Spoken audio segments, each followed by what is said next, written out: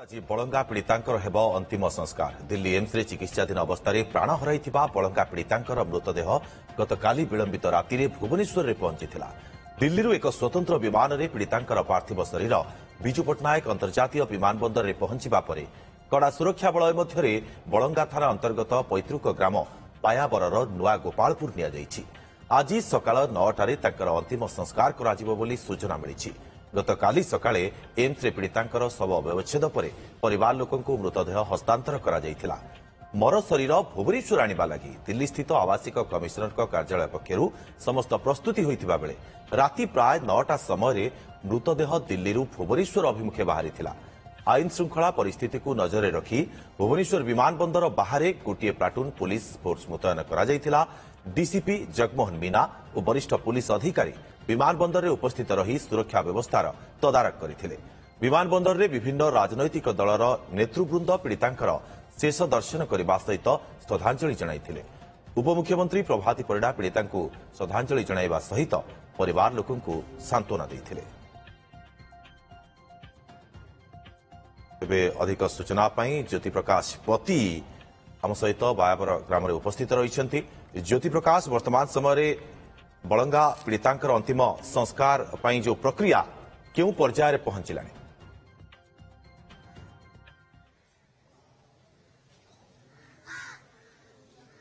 निश्चित भाव में दुर्गा देखु सका 9टा समय जो इस्लाम कम्युनिटी धार्य कर समय से समय शेषकृत्य नमाज पाठ हम और पाठ पर 9टा 15 ରୁ 20 भितर जे कबर दवाई नियाजिबो। आरि भितर जतबे गतकाल राति गोटाए समय निज जन्म माटी रे पहुंचीला नाबालिकार मृतदेह एवं तारि भितर प्रथम पर्यायर जो सब कर्म रही अर्थात नाबालिका पहुंचवा पर महिला माने ताकू गाधे देइथिले। गाधे दबा पर सजाइथिले एवं सजाइबा पर कुरान पाठ कराइथिला। कुरान पाठ पाखापाखि 4 ରୁ 5 घंटा कराइथिला एवं जानिथिबे सकाळ समय ए पद्धति सरिथिला एवं ता परवर्ती समय ए जो रहिछि गा दांड जो जगह रे शेष नमाज पाठ करा जिवो एवं 200 ରୁ 300 बंधु आत्मीय स्वजन समस्त उपस्थित रहिबे एवं से नै मध्य प्रस्तुत सरिछि एवं सुरक्षा दृष्टि जदि कहबा पाखापाखि 2 प्लाटून पुलिस फोर्स मुतयन होइछन्ते एवं पूरी एडिशनल एसपी मध्य एठारे उपस्थित रहिछन्ते एवं जतबेले शेष संस्कार करा जिवो से समय मध्य कहजाछि उपजिल्लापाल मध्य आसी पहुंचिबे एवं पूरा गाँ बायाबर गाँ को संपूर्ण पुलिस छाउनी कराइछि काहेकि कौन अप्रीतिकर परिस्थिति न उठू। ए घटना घटिला पर जो भाव राजनीति करा जायतिला एवं परवर्ती समय झीर जीवन जतबे जायतिला सेतबे कई राजनीति न करिया पय परिवार पक्षर कह जायतिला। किंतु काली जतबे देखिबे आपण भुवनेश्वर विमानबंदर रे पहुंचीथिले सबु राजनैतिक दल पहुंचीथिले किंतु कौनसी राजनैतिक आरोप प्रत्यारोप नथिला एवं परे कमिशनर पुलिस पुलिस जो रही पूरी पुलिस को मृतदेह हस्तांतर करथिला एवं हस्तांतर परे मर शरीर पाखापाखि राति गोटाए समय घरे पहुंचीथिला एवं ताकू नहीं कि वर्तमान समय जो अपेक्षा करिसंती समस्त राति सकाळ 9टा समय ये सब व्यवच्छेद प्रक्रिया आरंभ करा जिवो। अर्थात घर जो घरे आपण देखुचंती घर मृतदेह को निया जिवो नबा परे जो घर सामने जो दांड रही सेटारे समूह नमाज पाठ पढ़ा जिवो एवं से समय कौनसी महिला उपस्थित रहिबे नाही। जो इस्लाम रीति अनुसार सबु किछि कार्य करा जिवो एवं आपण देखुथबे हाँ निश्चित भाव में जो रही बंधु आत्मीय स्वजन अपेक्षा करिसंती एवं किछि समय भितर समस्त पहुंचबे एवं किछि प्रतिक्रिया रखिबे। आज्ञा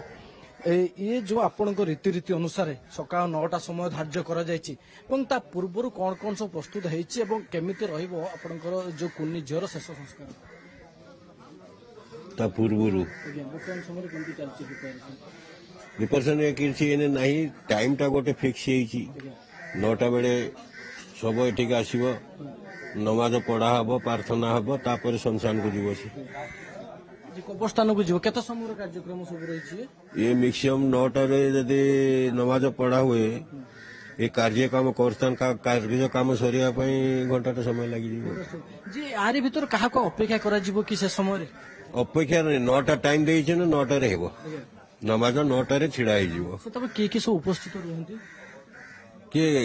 से नमाज पढ़िया जे आमर मौलवी से रहिबो बाकी ताको बंधु बांधव आम साई भाई सब रहिबे सेठी छिड़ा कि नमाज पढ़िबे पढ़िकरी प्रार्थना तापे करिवे करिकरी ताबुसटा को नै करी शमशान को जीवे आ कोन सेठी जाई करी ताको माटी देबे आ कोन ये शेष प्रक्रिया माटी दबार जे समस्ते अपेक्षा कर शेष दर्शन करेंगे बोली जिते काली राति आसला मोर शरीर घरे पहुंचला प्रकृत राति कौन कौन करा जाए जिते महिला मैंने नहीं सेटा महिला मानकर जो से डेड बॉडीटा ताकू गाधुआ पाधुआ महिला माने करिवे पुरुष थे पुरुष करिथांते से महिला माने ताकू गाधुआ पाधुआ करिकिरी तार शरीर परिष्कार पवित्र करिकिरी ताकू नुआ वस्त्र पेंधे देवे नुआ वस्त्र पेंधा पर पुरुष माने जिवे ताकू आनिबे ताबुज को ताबुज रानी बर्तमान से ताबुज रे अछि सेई टाइम रे ताबुज से अछि महिला माने नहीं आ देखिए देखिपारे ता मुहटा को समस्ते देखा इच्छा करेंगे जी देखिपाला देखिपाला जे न देखिपाला न देखिपाला से किसी ऑब्जेक्शन नहीं तेणुक जिते से ताबुज रहा तापर पुराण पढ़ा भी चली बर्तमान पढ़ुवे से बसिकी पुराण पढ़ुवे किसी लेडीज भी पढ़ुवे पुरुष पढ़ुवे एने थे से पढ़ुवे किसी लोक जो पर्यंत सेठू ताबुजटा न उठी से पर्यंत पढ़ापढ़ी तापाइका चली तापर ताबुजटा उठीगले एठिक आसीगला ना से कथा सरीगला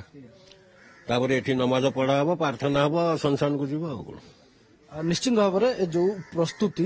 जे नमाज पाठ हम प्रार्थना हम प्रार्थना पर प्रक्रिया बाबद जानवा चाहिए जे सबको गाधई देवा वस्त्र पिंधाइबा अंतिम नमाज पाठ करवा या सहित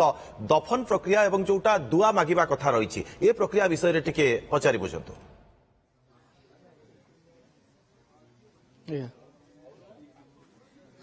निश्चित भाव में ये जो दुआ मागिबा कथा रही आज्ञा आपणकर गोटे मोर शरीर को शेषकृत्य करने पूर्व गोटे दुआ मगा जाए प्रकृत में ये दुआ को लेकिन समस्त मन में गोटे आशंका जे कौन मगा जाए प्रकृत कौन कौन दुआ रही आम धर्म जहाँ अच्छी आम धर्म मागिबू भगवान पूर्व से झीटा सुखी रहू से भल ये हो ये सब से दुआ मगा हाँ तार जहाँ भूल कर माफ करा ये सब तो करा प्रकृत कौन कौन रीतिनीति रही पिला स्पॉट करिया परे गाधुआ पाधुआ करेंगे तार आम नुआ कन्या जो अच्छी धीरे पकईकी आमर पाठ पढ़ाब पाठ पढ़ा पर आम कबर को नहीं कबर देवु घर जापर किसी नुह नीति नुहे दुआरे किए उपस्थित समस्ते जिते जन माने किसी नुहे जिते से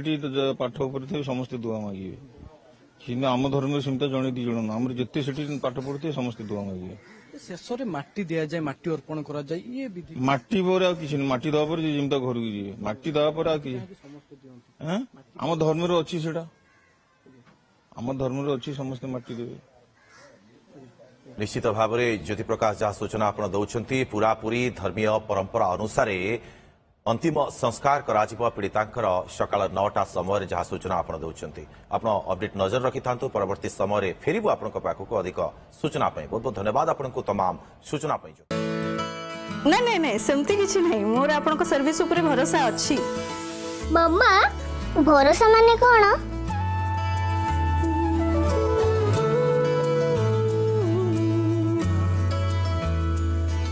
पात्र इलेक्ट्रॉनिक्स संपर्क एक भरोसार